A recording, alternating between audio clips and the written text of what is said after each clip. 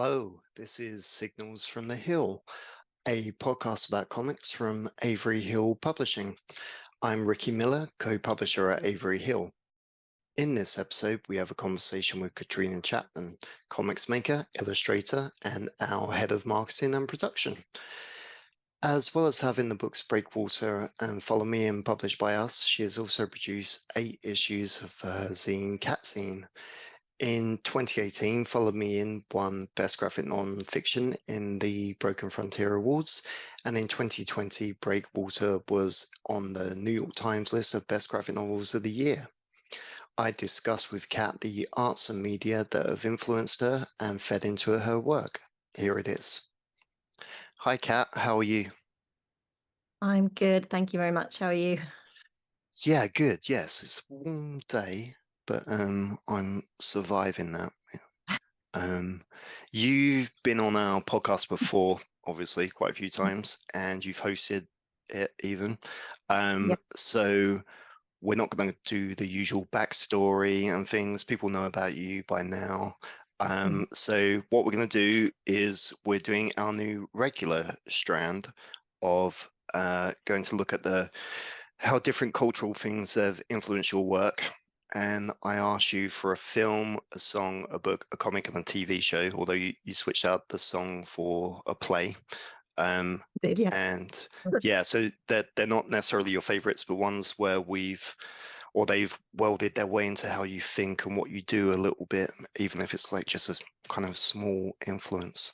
And the idea is that we talk about them and look at how they have influenced your work and maybe what they say about your work.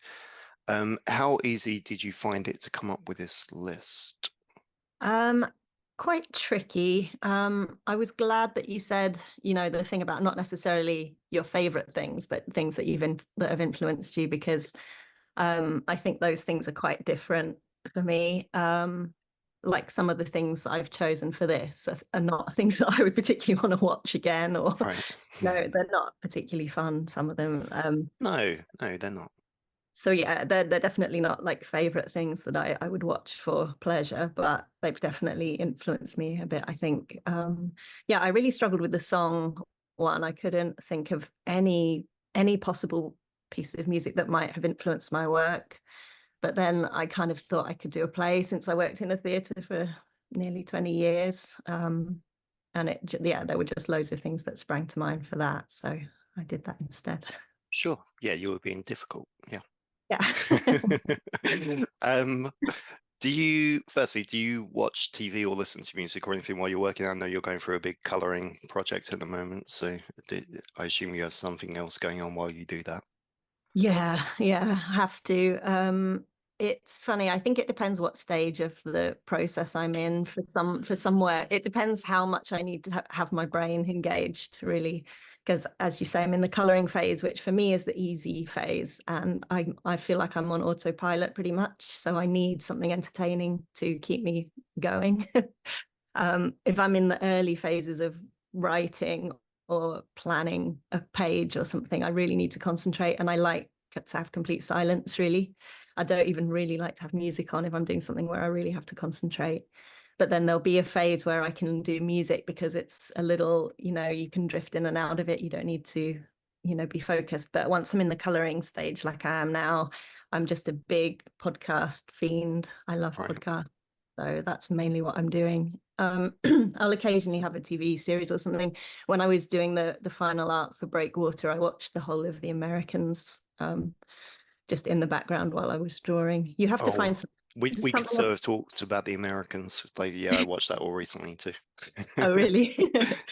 Yeah, I'm looking for something that's really sort of entertaining and takes my attention off the fact that I'm slogging through something that's really quite boring. Yeah, but And you don't also, have to have total concentration on either. So yeah. yeah, exactly. There's certain films I've put on and I've found like, oh, there's a bunch of subtitles in this or something that's completely not going to work if you're not actually looking at the screen for a lot of it. But yeah, it's mainly podcasts. I have a whole big rotation that I listen to regularly. So Cool. Let's start with a TV show then.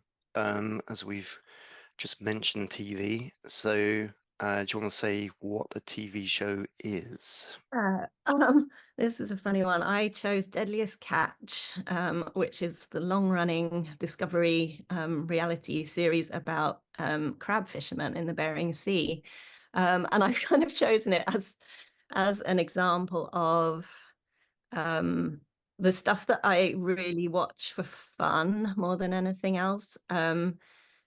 At the moment, I'm not watching a massive amount of sort of scripted stuff. I went through like when The Sopranos came out and The Wire and, you know, all those classic and Breaking Bad, all those classic things and Mad Men. I love all of those. But I've just found recently that I've been really drawn to um, reality shows where people are sort of doing their job and it's a sort of field that I know nothing about, and I get quite drawn into learning about how it all works, how the industry works, what these people's daily lives are like doing that job. And also I watch a lot of YouTube. I watch a lot of vloggers. I make vlogs myself. I thought you So said it's loggers then, as in like vloggers. a. I have there is a show called Big Timber, which is about I mean, yeah, I wasn't surprised. I was like, oh yeah, okay, logging. yeah. Yeah. I saw a few episodes of that, but I just have a fascination and I really enjoy watching unscripted stuff and people just kind of living their everyday lives. And that's definitely something that comes into my work because I like naturalistic, you know, storytelling. I like settings that are quite everyday. So yeah, it wasn't Deadliest Catch specifically. It was just that genre of sort of TV and YouTube content in general. There's so many that I've watched. I've just recently watched a whole long vlog series of some people doing up a narrow boat. It's just stuff like that. I find it really enjoyable to just tune into something where you're just watching ordinary people do an ordinary thing, really. Sure, Like, and obviously, Breakwater and your new book that you're working on at the moment are both workplace set books as well.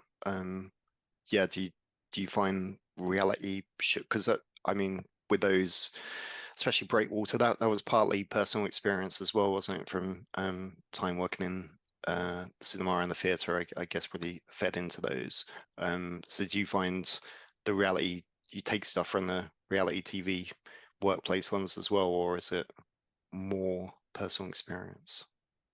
um, I definitely take a little bit. I mean, research for the book I'm working on at the moment, I did watch some YouTube stuff.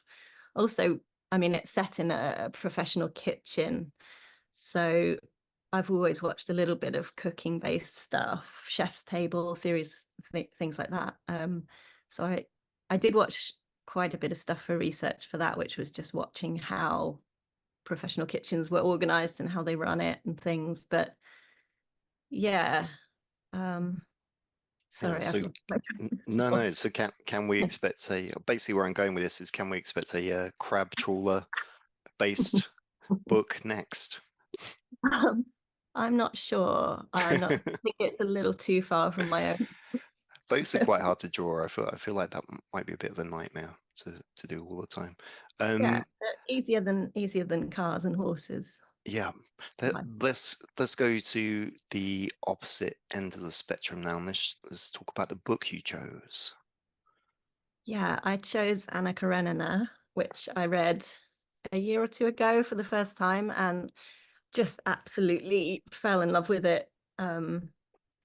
My reading habits now that I'm kind of old and tired all the time are more like I, at the end of the day, when I'm just about to go to sleep, I read 2 pages of something and then pass out. So it takes me a long time to get through things. But that book was so good that I would find myself reading until 3 in the morning, which, you know, is quite a rare thing for me these days.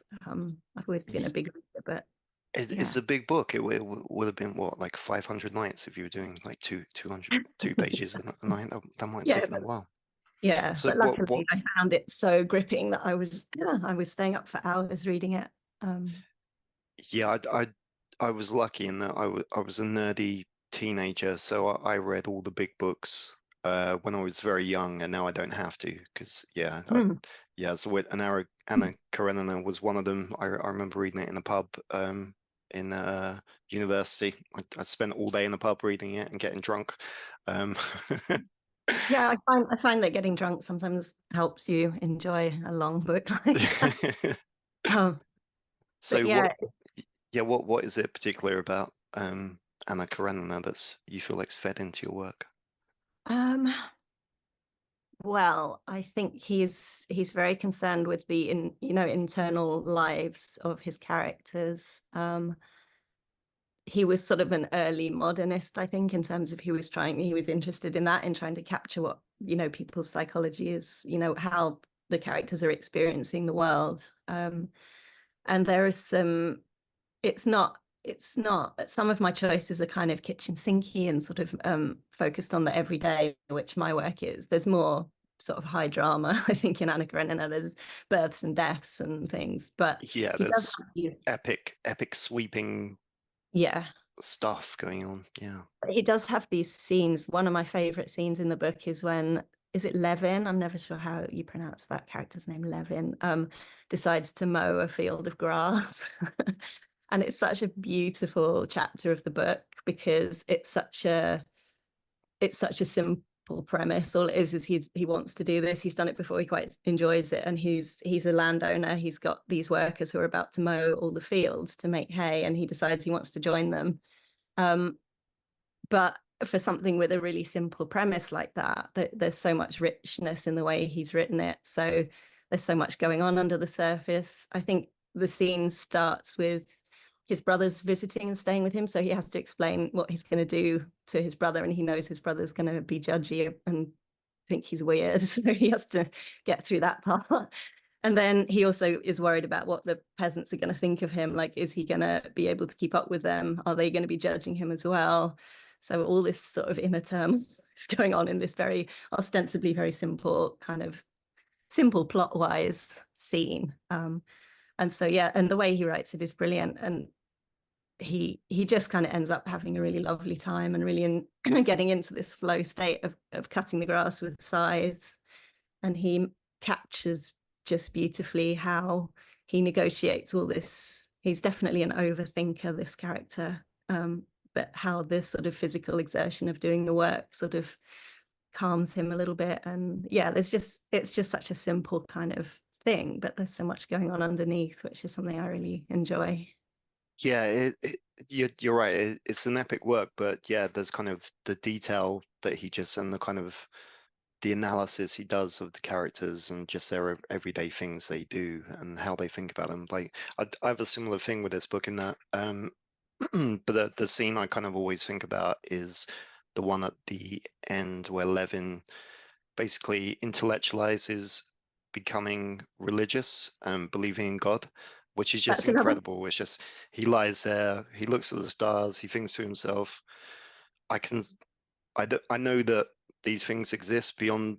Well, in fact, I think he's looking at the daytime skies and he said, I know the stars are up there, but I can't see them. And he essentially rationalizes that as how you can, because he's been searching to try and find a religion throughout the book. And Yeah. he rationalizes that's how you can believe in God, in that you can know he exists, even though you don't have physical evidence of it. Um, Yeah. yes, That is which is a that's beautiful brilliant. scene. Yeah, and it's another scene that I thought about discussing for this as well. So it's good that you brought it up as well. Right. Just yeah, the way he captures the way his characters experience life and how they try and understand life. And yeah, as I said, he's like an overthinker. He tries to intellectualize everything, and he reaches this point of going, this almost epiphany of going, I could just let go and stop questioning everything and I Yeah. might be happier. Um, so yeah, that's kind of a really interesting mental turning point for that character. Yeah, and I mean, quite a few of your characters are overthinkers as well. I would say. Would you agree with that? Yeah, probably. Yeah. Yeah. I love those moments where you where the character has a sort of shift, something shifts for them, their view of the world changes. That's all really interesting to me. I'm very much interested in stuff on the micro level. Like, I'm quite an introspective person. I'm not very political. I'm not very interested in macro, like in politics or analyzing, you know, stuff on a big scale. I'm really interested in characters and sort of what's going on between the characters and, the internal life of the characters, really. Yeah. Absolutely. Yeah. Let's talk about the film now.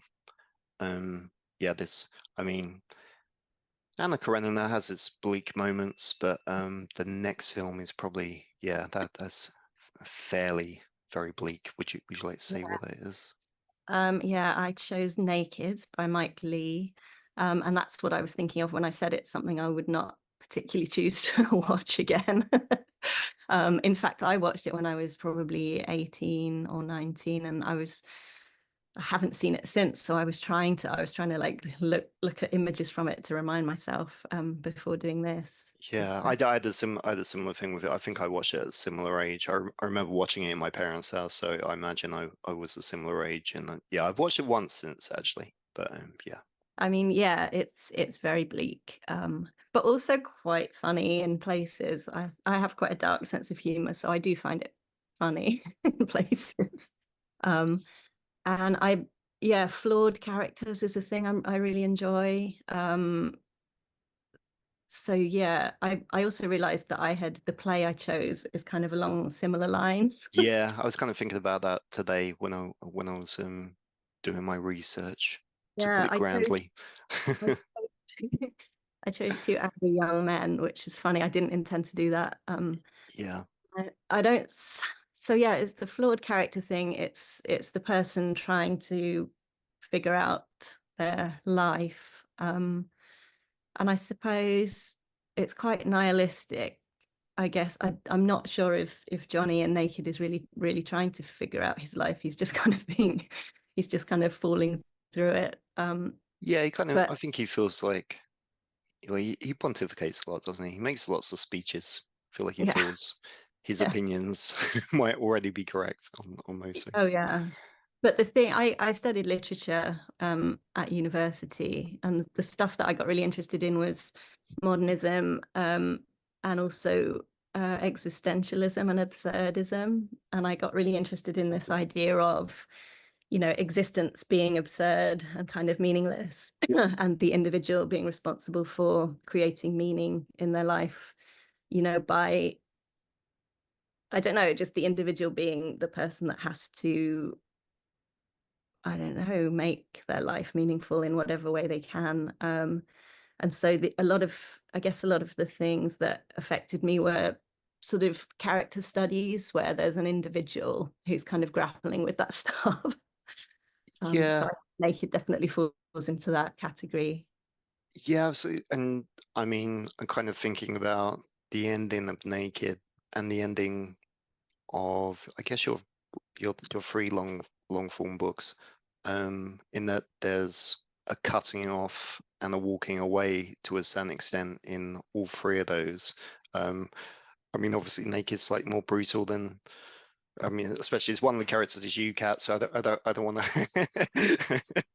I'm not going to say that there's comparisons to be had between you and the David Thewlis character, but and how they do things. But yeah, there is that sense of a character taking agency for them. Although David Thewlis is not taking agency, he's just continuing his old behavior, I guess. Yeah. Or taking agency and breaking away and moving on to pursue relentlessly their own wants and Yeah. needs, essentially. Maybe that Yeah. is the same with David Thewlis. But the other thing that's interesting about that is that the peripheral characters are interesting too, because it asks the question of why are these people allowing, this person to bully them and to be horrible. And so being interested in psychology, that's kind of an interesting thing to me, is I guess Yeah. it comes into my play choice as well, is these are people who are behaving terribly to the people around them. And it's kind of interesting what the dynamic is there and why these people are letting it happen. Yeah. Again, this is another thing where I have a similar experience of it in terms of having a takeaway, and that's always the scene with the security guard where he breaks into the building and just walks around with a security guard, basically preaching philosophy to him, essentially, and Yeah, I think about that a lot. I think that's an amazing I sequence. I actually watched it this morning because I was worried that I remembered so little about the film. I wanted to remind myself of something. And yeah, it's really good. It's that whole thing I was talking about of the absurdism, the absurdness of his working life, his life, that security guard, his job going from room to room and scanning a code to prove that he's been there. And how he's clearly, interested in bigger questions. And they have this crazy kind of conversation of two people just kind of trying to figure things out, I guess. Yeah, and as much as say it's a bleak film, it's a brilliant film. I mean, it's like one of the most memorable films I've ever watched. Is yeah, Mm, a lot of it's well, some of it's distasteful, yeah. especially yeah, some of the stuff that goes on with the side characters. But yeah, as an overall piece of work, is pretty amazing. Mm. Um, let's do the play because we've spoken so much about it, and there are similarities. Yeah, I chose Look Back in Anger by John Osborne. I was stage manager on a production of this when I was at sixth form college. So yeah, I haven't read it since then, and I couldn't find my copy of it, so I had to read odd little scenes online that I found to remind myself. Yeah, it's another angry young man who's behaving really badly. But it's similarly of interest to me because of the naturalistic setting. One thing that I realized working in the theatre and seeing a lot of theatre was that I really like small casts, and I quite like things where there's a single setting, which Look Back in Anger is like that. And it's just a character study again. I think both Naked and Look Back in Anger have this kind of there is kind of a wider historical. There's Look Back in Anger, it's sort of a post-war malaise, is the backdrop to these characters, and then in Naked it's a post-80s kind of Yeah, vibe. anti-Thatcherism type stuff. Yeah. Yeah, but as I say, that's never my the part that I'm most focused on. I'm most focused on just what is this behavior, what's driving it, and and yeah, I like the naturalism of it. At the time, I really enjoyed. I think the dialogue, it's dated now for sure. um, but it's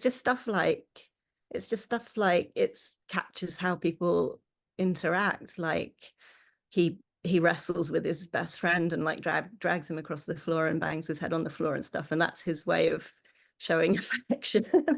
It's like people don't necessarily say to someone, "Oh, I value you, I like you," but they might show it in some other way.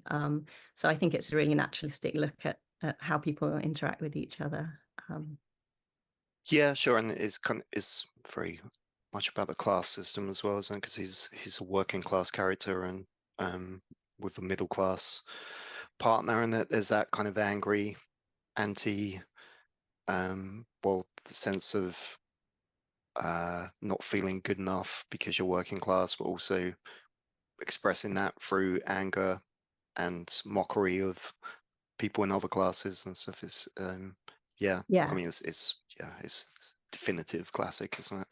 yeah, yeah, definitely. And things like that are fascinating because they really did, alter the face of their sort of medium at the time. So, and also both those things, if you get to see a really towering performance of a character like that, it's really quite something. Like the performance in Naked is fantastic, and Yes.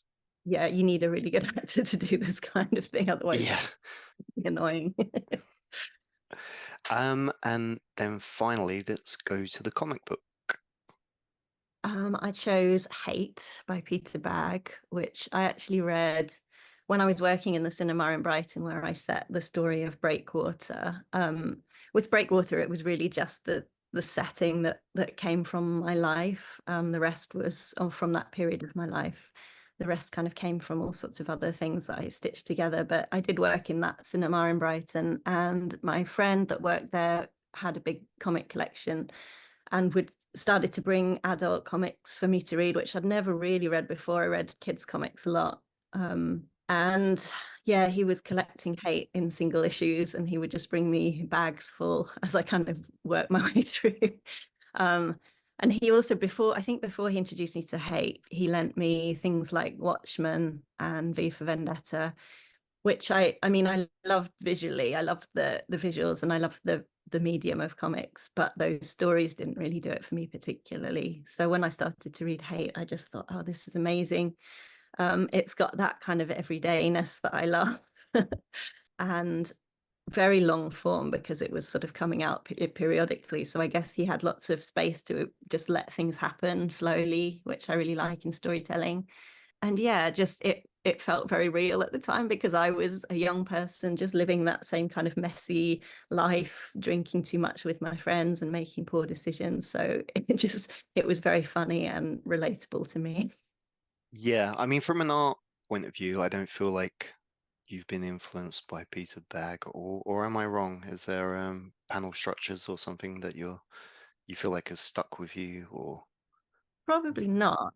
I do like the way he draws the locations. He does some great, you know, where he's setting the scene, a building or whatever, because that's something I really like place in comics as well. And in like in Naked, the city is beautifully filmed. The sort of, I think that might be more something that I could relate to visually, like in Breakwater, the town streets at night with shop windows lit up and stuff like that. I find all that atmospheric stuff really nice. And yeah, Hate is quite different, but I think the level of detail maybe is something that I enjoy that does come into my work as well. sure. Um, so looking at these as a group, I'm wondering what you think they all have in common, if anything. I've got a Um, couple of words, but you can go first. yeah, I think it's just that thing of me enjoying stuff that's character driven rather than plot driven. A lot of these are sort of character studies, flawed characters. Um, they're all somewhat nihilistic. Anna Yeah, I Karenina. put Well, misanthropic, basically. yeah, Yeah. I was thinking Anna Karenina doesn't fall into that, but then that character kind of does. Yeah. And also they are somewhat misfits, a lot of the characters. They're trying to figure out their place in the world, a way to exist. A lot of them are quite unconventional or directionless or not following like a sort of conventional approach to life. Um, that's that's what I came up with. What Yeah, did you? I kind of added bleakness as well. Mm.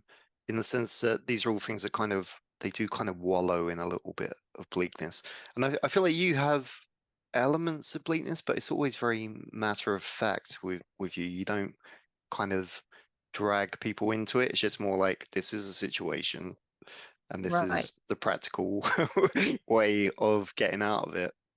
There isn't like yeah, so I guess you do bleakness a situation maybe, but not actual mood. There isn't like a sense of the reader feeling bleak about it. There's always a degree of there's a light there, there's a way through that, which Mm. yeah, Oh, most of these things do not have. yeah. That's good. That's good to hear because I would hate to think that my work is just relentlessly depressing. Yeah, no one says that Cat Chapman. Oh, that's a bit too heavy for me. It was a bit too bleak, that one.